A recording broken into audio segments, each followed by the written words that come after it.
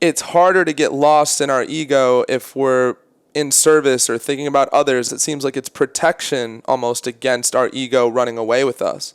In the 12 steps, that's the sort of fundamental principle, Samson, is that the summit of spiritual endeavor is service. That we're not on a spiritual quest so that we can sit on our own in a cave and meditate. Yeah. We're engaged in spiritual practice so that we can help people in a very sort of Christian way, like help the poor, feed the hungry, that kind of deal. And like that, there's practice to it. That way we know we're doing it, you know.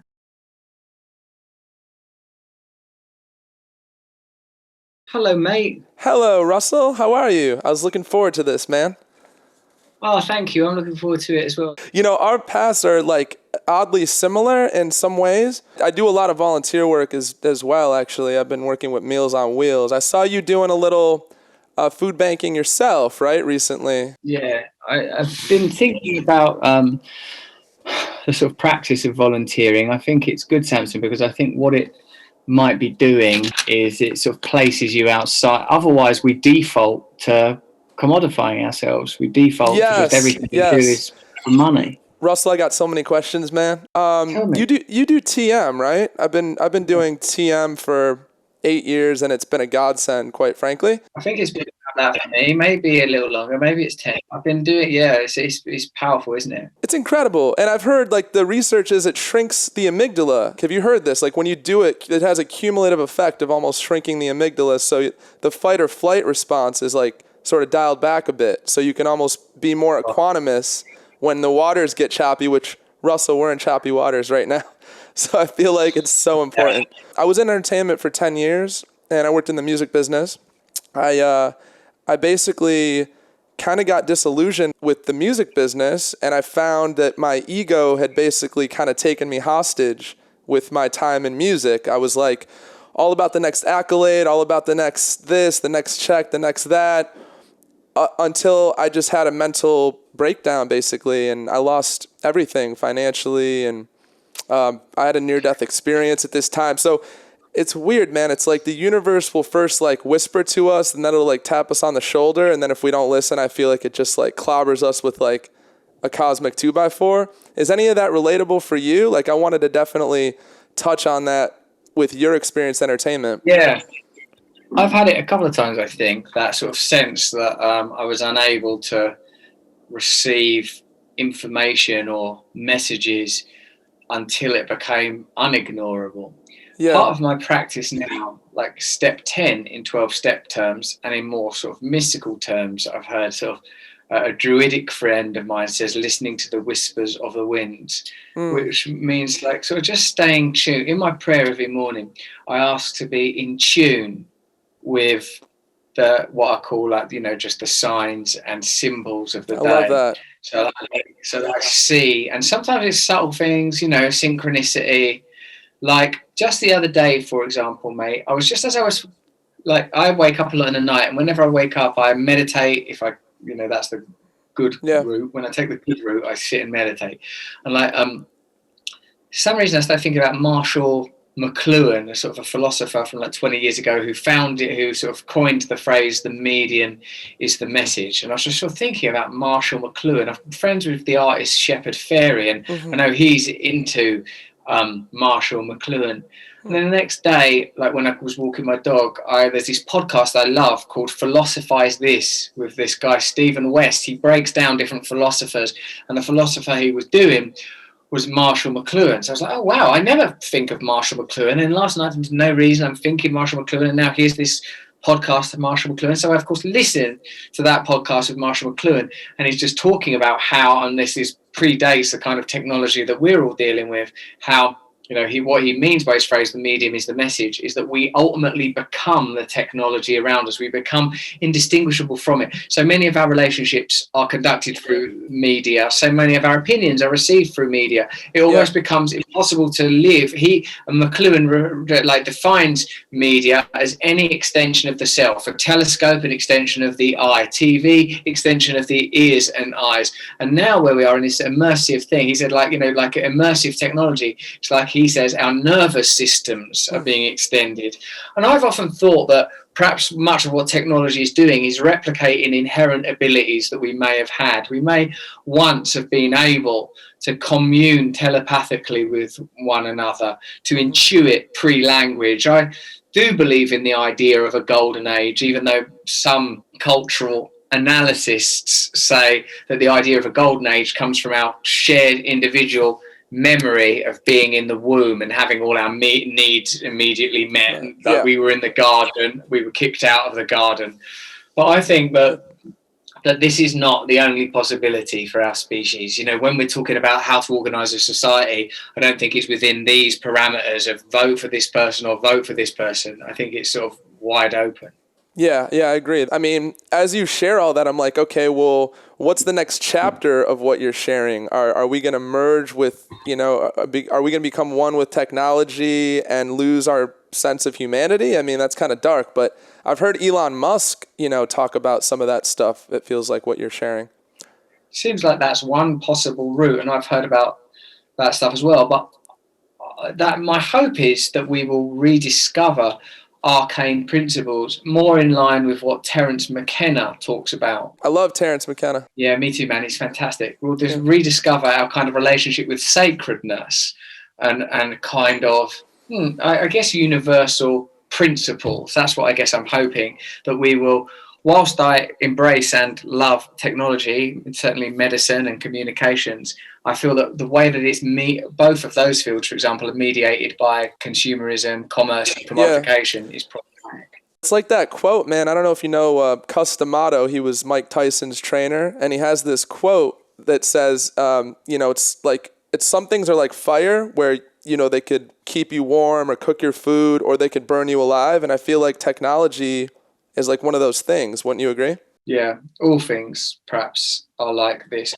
Yeah, like utility. Like, you can mobilize things in many ways. And I suppose what recent events have led me to consider, Samson, is that unless there is a sort of a fundamental shift on the level of consciousness, it can't change society. How is everything going to reorder? How is everything going to become peaceful? What's going to happen to all this divisiveness and conflagration? Where's it going to go? And unless people start reaching out to one another and sort of like that. So that's why I'm interested in transcendent and ulterior states of mind. What's like when you said that you were taken hostage by your ego, I think that's the cultural norm. That's the norm. That's most people. If you look at like Trump or Johnson or any of the rhetoric or discourse around politics, it's ego-based. 100%. Communication. And I feel like one thing that can sort of break down or sort of be antithetical to ego is almost connection. So I created connection as magic, right? So I would love to know your thoughts on why is connection so magic? It's like they say the opposite of addiction isn't sobriety, it's connection, right? I would love to hear you weigh in on that. I know that quote, and I agree with it, that quote, that connection, whether it's connection to yourself, others, or a higher power or a higher set of principles, I think connection is really important. I also heard Carlo Rovelli, the quantum physicist, recently say that at the most rudimentary level of reality, matter doesn't exist except for in relationship to other matter. So he's talking about the sub-particular realm, a realm that's like literally impossible for us to imagine. We're not even talking about atoms and neurons or electrons here. We're talking about whatever the fuck goes on below that level. When he said that to me in a podcast, that that at the most fundamental level, it's relational, it made me think that all of us exist in relationship. That there is the inner world and the outer world. Perhaps there is a division here. There is communication between all of us. So for me, that is an interesting way of highlighting the significance of connection. That reality itself requires connection. Reality can't exist in a sort of a singular space. Then tie that back in with the ego, Russell. If you feel connected with your fellow human beings, I don't know. It seems like it's harder to get lost in our ego if we're in service or thinking about others. Does that make sense? It seems like it's protection almost against our ego running away with us. In the 12 steps, that's the sort of fundamental principle, Samson, is that the summit of spiritual endeavor is service.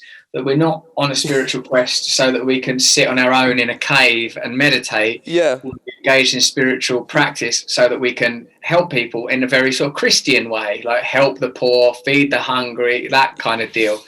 And like that, there's practice to it. That way we know we're doing it, you know? Yeah. St. Francis vibes, you know what I mean? But Yeah, I feel like they say I I got 15 years in program though, Russell, so we kind of have that in common as well from How's it going for you? from a gambling addiction. Right, well done. I lost my father at age 13, I'm and sorry. thank you, and I soon after picked up a gambling addiction, man. And I heard you speak at Wanderlust. This would be a few years ago. I don't know if you remember that. You were talking about being at your bottom. Remember this? You were talking about being at your bottom, and some woman told you you're brilliant for finding heroin or for finding this drug to keep you going. Remember that? So that really hit home for me, because I found gambling, and all addiction was Eckhart say, all addiction starts with pain and ends with pain. So that's some real stuff. But another thing I wanted to really key in with you, because you're such a unique individual for this, again, is like my experience in entertainment, and again, becoming disillusioned. I had a guest on, Russell, on my podcast recently. He's a music guy, a music producer, and he said, you didn't belong in the music business because you actually cared about people. I mean, this guy said this to me with a straight face. What is it about? I don't know if you know people in the music industry. I assume you know that space as well, right? Or people in it. Yeah. Yeah, I would love your insight on, even in the film industry, I feel like there's maybe a lot more Harvey Weinstein types than there are grounded individuals, who actually care, if that makes sense. I just would love to have you go on that. I think you're right. I think these problems are systemic, and I think that, to be honest, that the answer is perhaps simpler than we might have imagined, and it comes down to capitalism, and capitalism demands profit, the creation of surplus wealth. That means you have to take people's labor and create profit from it. Now, when you're working in the arts in particular, you're dealing somewhat with mysticism, at least when it's any good. And if you're dealing in the commodification of mysticism, that's a kind of reverse alchemy. It's the turning of gold into lead. Yeah. And so I suppose what it is in the industries we've worked in, I've met amazing people in film and music, and I've got friends that work in high finance that are amazing, lovely stock market traders that are like full of heart and sort of spirit and see it as a game and it's not real and all of that. But like the systems, that's in fact part of the problem when we're talking about politics in particular, is that the individual is ultimately redundant. And Yanis Varoufakis, the former leader of Syriza, said that when he met like the most powerful person in the EU, who was some sort of German politician who was the treasury minister or whatever, he said that he recognized that this person only had the power that role afforded him. So that person couldn't ever go, hey, why don't we just get rid of all debt? And that person is not allowed to do that. So the system is static. There can be some transitions within the system. Oh, this week, this is the big famous music star.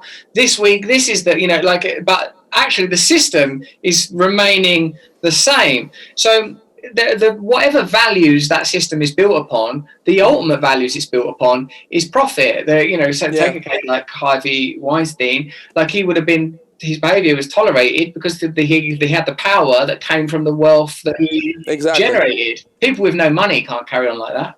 That's very, very true.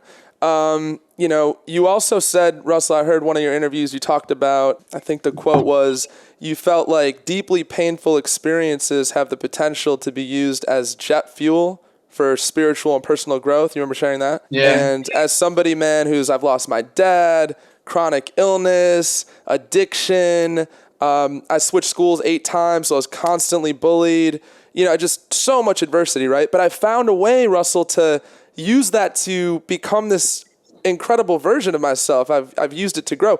Why do you think some people take that path and then other people take the other path? I don't know if you could articulate further, or what do you think the key is to using adversity to your benefit versus having it sort of do away with you? It seems to be attitude, but I don't know how that attitude is altered. And something like, say, sort of pity, you know, like sort of over identification with your own misery is, you know, like means that you're not going to progress. The person I'm doing like a podcast with in a second is Edith Eger.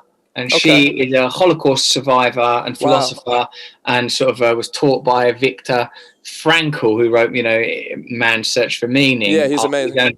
Yeah. So like, you know, like, what I personally feel is that suffering, in a sense, is showing you the truth of your life. The truth of your life is transience. The truth of your life is death. And you know, in Buddhism 101, desire is the cause of suffering. So whether it's the suffering is that I want a new pair of shoes, or I am in pain because I've lost my father, you know, like it's still going to drive you to the same place. And I was almost inclined to say, when you describe your suffering, you know, God must love you because God wants you close. Because in the end, when you experience that much pain, you recognize there isn't anything else. There isn't anything about God. It liberates you almost. No, I really appreciate what you're doing, and I'm grateful to you for your time. Thank you, Samson. Thank you, Russell. Really, thank you for conducting this conversation in such a mindful, conscious, and interesting way. It's like a great chat. It's a pleasure, man. It was a pleasure. Thank you, Russell. Thank you, my friend. Bye-bye.